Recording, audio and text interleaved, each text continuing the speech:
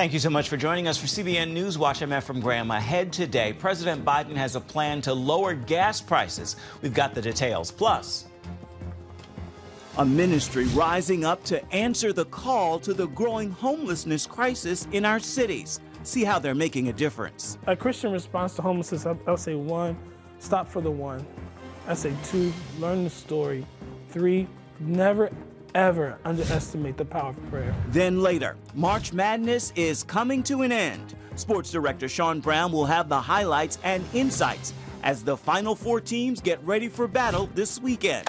All these stories and more coming up next from the CBN Newsroom. This is CBN NewsWatch.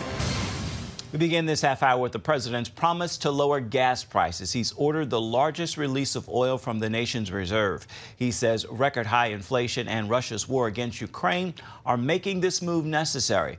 Critics say it won't make a difference. They blame the Biden administration's energy policy. CBN's Brody Carter has our top story. Today, I'm authorizing the release of 1 million barrels per day for the next 6 months, over 180 million barrels. The president's move comes as gas prices are skyrocketing. But whether there will be any relief, that remains uncertain. The national average for a gallon of gas now sits at $4.22, putting more pressure on consumers already suffering from high inflation. I'll tell you like this, it makes my wallet a lot lighter. President Biden blames rising prices on Russia. Our prices are rising because of Putin's action. There isn't enough supply. While the pandemic and the war in Ukraine play a role, some point to the president's domestic energy policies for the drop in U.S. oil production. I think the administration's anti-fossil fuel views are sort of like a religion. Until that policy changes, we're going to have a problem. Victoria Coates of the American Foreign Policy Council is a former senior policy advisor to the Secretary of Energy for the Trump administration. Everybody knows with the cancellation of the Keystone Pipeline, I mean, that was one of the first actions President Biden took. And those first actions are very carefully chosen to really set the stage for an administration.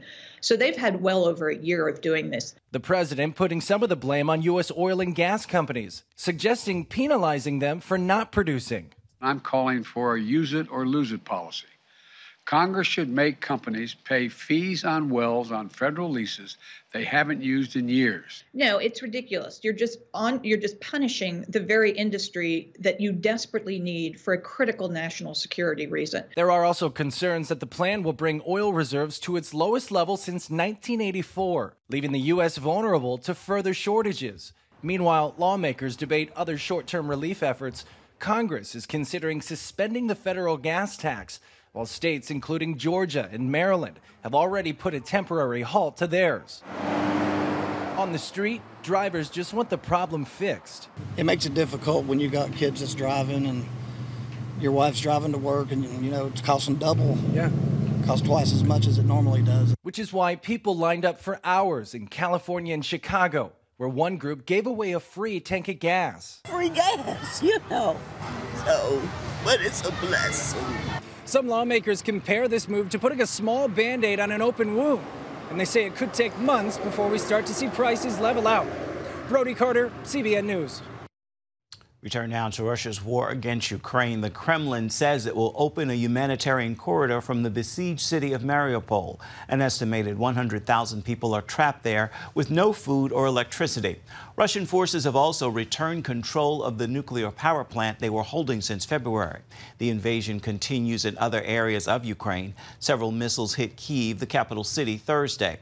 And here's another development. President Biden says Russia's setbacks have prompted Vladimir Putin to place some of his advisors under house arrest. I'm not saying this with a certainty. He seems to be self-isolated, and there's some indication that he has fired or put under house arrest some of his advisors.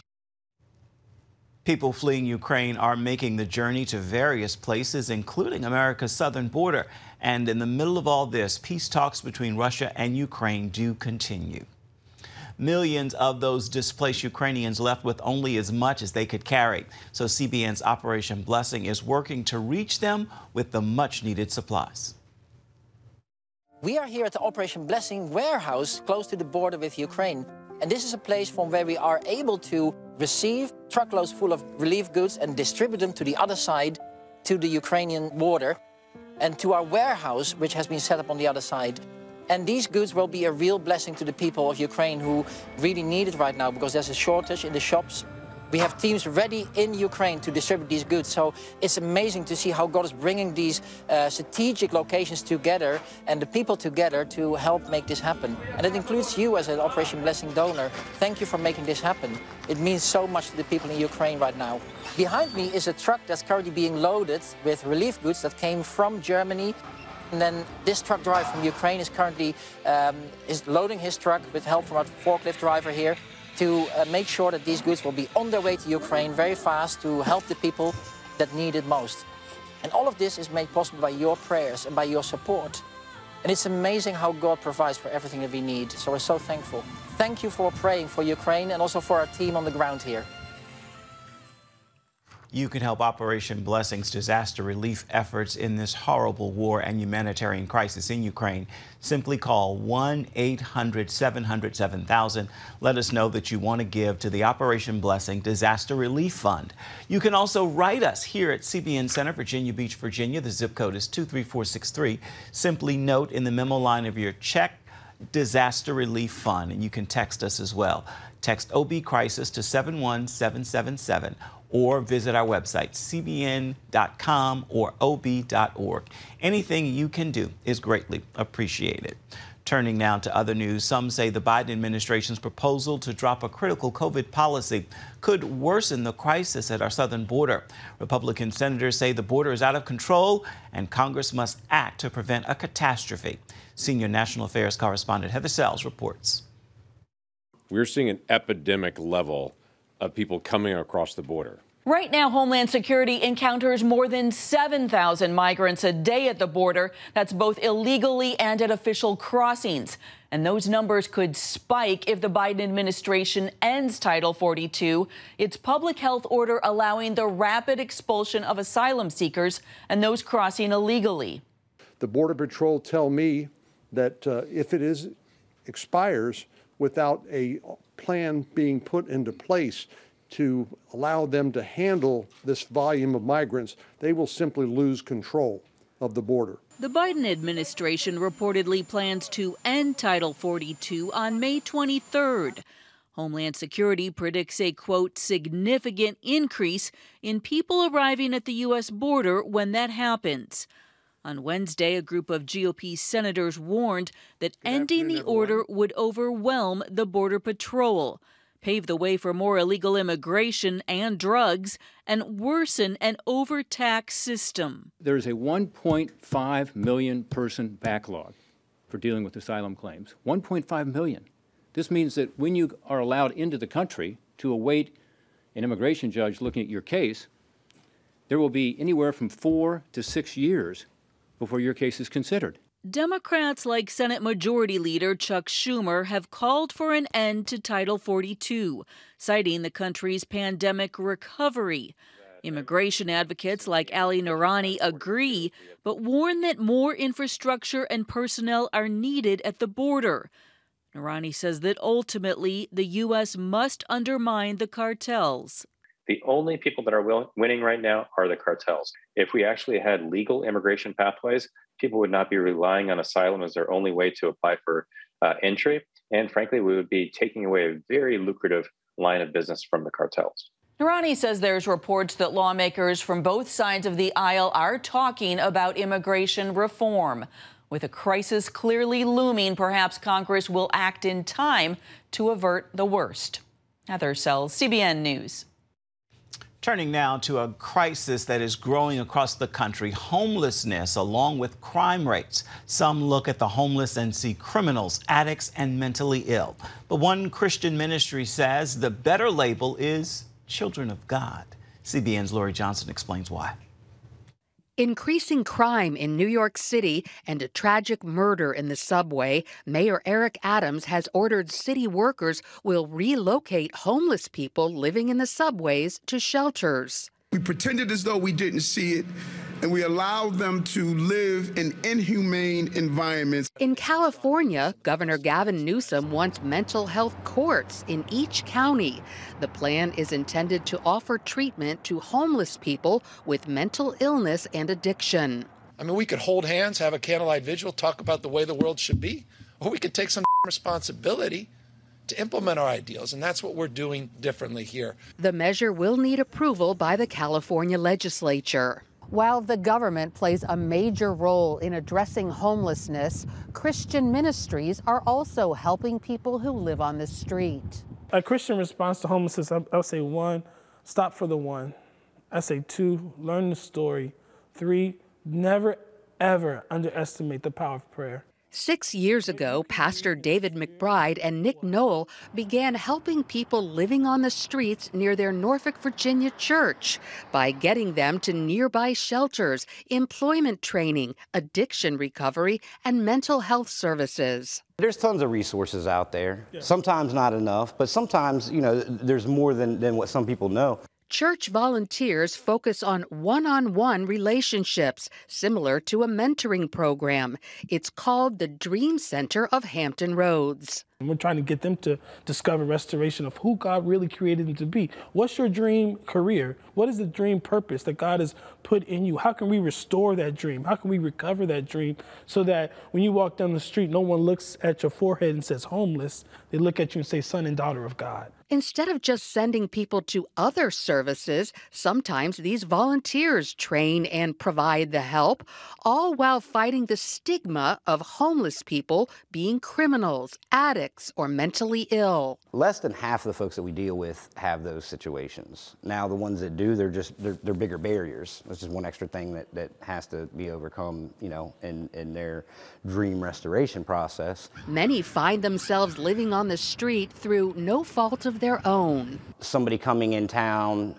for a job that didn't work out, or they started and then got laid off. Recently, we've had a real ramp up in domestic violence situations. A soup kitchen opened the door for Zach Sarro to get involved. I came one day to eat when I was homeless on the streets, and they offered me a meal and saw that I was young and sat down with me and tried to get to know me, and I opened up to them slowly, and they've been helping me ever since. He got a job, an apartment, and gave his life to Jesus. I wouldn't be the man that I am today without the help that the Dream Center provided. So while government-sponsored shelters and services definitely help the homeless, the Dream Center of Hampton Roads shows the difference the church and Christians with a personal interest can make in the lives of those living on the streets. Lori Johnson, CBN News. Coming up, terror attacks in Israel. Our Middle East Bureau Chief Chris Mitchell is standing by with an update. Stay with us. Welcome back to CBN NewsWatch. Israel faced significant terror attacks over the last few days. The attacks have killed at least 11 people. Our Middle East Bureau Chief Chris Mitchell joins us now with an update. So, Chris, what is the latest developments regarding these attacks? Well, Ephraim, the latest updates on the attacks is that the Minister of Defense, Benny Gantz, has issued maybe 1,000 soldiers throughout what's called the West Bank of Judea and Samaria. Israeli Prime Minister Naftali Bennett, he's recommending every Israeli that has a gun permit to wear their gun and to use it. In many cases in these terror attacks, Ephraim, it's really sometimes passerbys that do have a gun are able to stop a much more serious terror attack. One of those people actually was an Arab Christian policeman, and he came against the attacker in a place called Bnei Brak, and he's become a national hero. He died in that attack, confronted the gunman. I was able to subdue and kill the gunman. But it really has been a shock here lately, Ephraim. 11 people dead in just 8 days in 3 separate attacks. There was another attack just yesterday. It was on a bus. Somebody was attacked with a screwdriver. They're in serious condition, but it makes people much more on edge right now. And I think in particular about the month of Ramadan, which begins this weekend.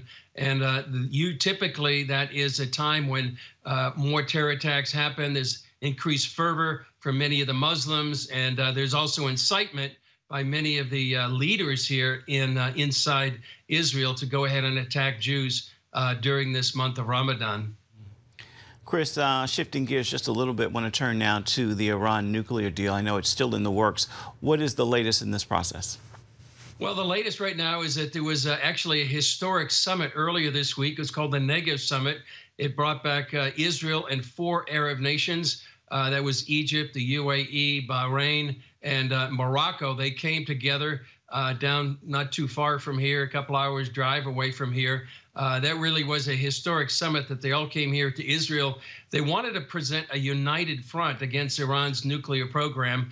And right now, the negotiations are continuing in Vienna, and there's been a couple of hiccups. About 2 weeks ago, everybody thought it was going to be maybe 24 or 48 hours. This was going to be signed.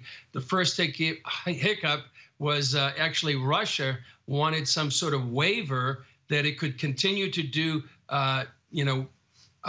trade with Iran, and despite the sanctions that are against Russia because of the Ukrainian war. The other hiccup is that it had been reported that one of the items in the new deal, the new Iranian nuclear deal, was with the United States would remove the Islamic Revolutionary Guard Corps from what's called the FTO, the Foreign Terrorist Organization, and they haven't been able to come to a conclusion about that. Many people here in Israel and many people in the former Trump administration are dead set against that idea because it would release billions of dollars to the IRGC as well as to Iran, and really be able to fund their nefarious terror activities throughout the region with Hezbollah in Lebanon, Hamas in the Gaza Strip, the Houthis in Yemen, as well as many of these Iranian-backed militias in Iraq and Syria. So we'll see how it goes. But many people, in fact, Ephraim, we talked to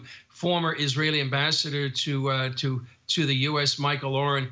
He says this deal, as it's currently constructed, would actually make a conflagration, a conflict here in the Middle East almost a certainty. All right, Chris Mitchell, thank you so much. For more from Chris and the entire Middle East Bureau team, be sure to check out Jerusalem Dateline this evening at 8:30 Eastern on the CBN News Channel. You can also download the CBN News app and watch it on demand. Still ahead, March Madness, and now the big tournament around the corner. Sports Director Sean Brown is with us with some highlights and previews. Stay with us.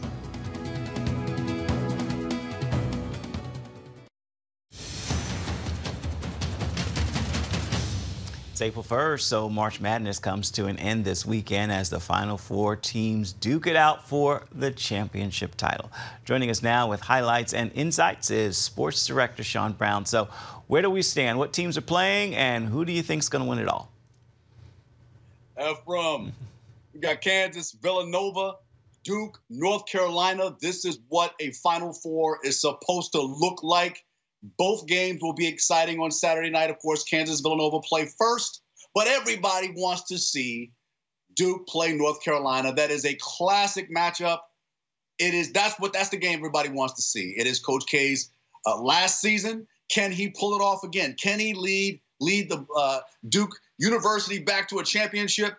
We will see. My championship game, Kansas, Duke. I'm rolling with the Duke boys, taking the championship. Very exciting. Can't wait to see it. All right, Frat, I am with you, rolling with Duke as well. I know you've been to several Final Fours. Take us inside. How are the players preparing as they head into the weekend? Well, you know what? It's all about mentality. There's a lot of pressure put on the players to win just for their schools, and they're really just trying to keep their mindset right. Friday today is usually a shoot-around where teams will circulate between getting used to Caesars Superdome. The trajectory is a little off because it's normally a football stadium. It's also a football stadium. It's where the Saints play. And so it's very deep. The court looks very small, so they kind of got to get used to shooting around in there. But they go from that.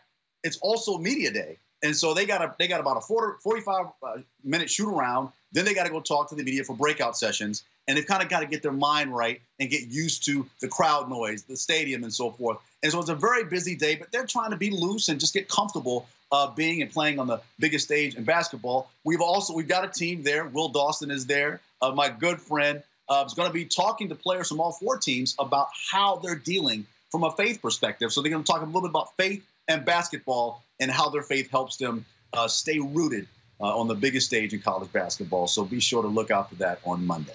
All right, looking forward to that. Thank you so much, Sean Brown, taking us inside the final events. Stay with us. Your Friday Faithful's coming up next. We'll be right back. On October 1st, 1961, history was made when a tiny station began transmitting the first signals of the Christian Broadcasting Network. CBN, the Christian Broadcasting Network. And now, a new era has begun with the all-new CBN News Channel. Just moments ago, the Iron Dome intercepted an incoming rocket right on the Gaza border. Administering in this area, spiritual warfare is definitely involved. A 24/7 news network, bringing you the news you want from a source you can trust. In Kenya, 40% of the medical services are actually provided by these Christian hospitals. Let's talk about the economy. Believers here are joining together to win people to Jesus Christ. All your favorite shows now in one place, all day, every day. The CBN News Channel. Download the app or visit cbnnewschannel.com. CBN News. Your news channel. Your shows. The stories you care about. Anytime you want.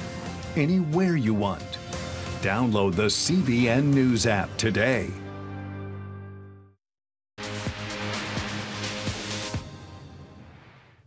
Time now for your Friday Faithful. I leave you with this word as we wrap another week together.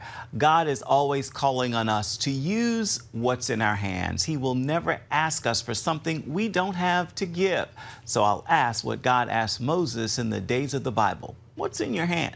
I pray that you've given it to God and you are allowing Him to use it and you to bless other people. You are blessed to be a blessing.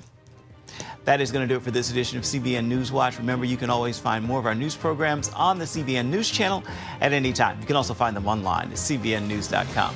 We'd love to know what you think about the stories you've seen here today. You can email us at that address right there at the bottom of your screen, newswatch@cbn.com.